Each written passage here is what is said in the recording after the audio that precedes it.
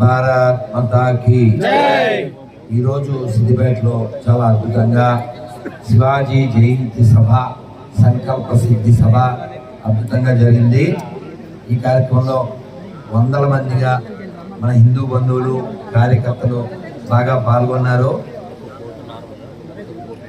మనం ఇలాంటి సభలు ఇంకా ఇంకా జరుపుకుని హిందువులు ఇంకా చచ్చిపోలేదు, బతికే ఉన్నారు అనే విషయాన్ని ప్రపంచానికి తెలియజెప్పాలి.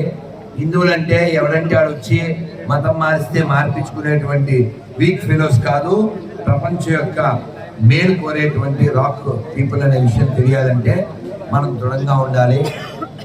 హిందువు చాలా సులభంగా మతం మారిపోవడం అనేది ఎప్పుడు జరుగుతుందంటే జ్ఞానం లేనప్పుడు, స్వాభిమానం లేనప్పుడు, సిగ్గు శరం లేనప్పుడు, సోయి లేనప్పుడు జరుగుతుంది.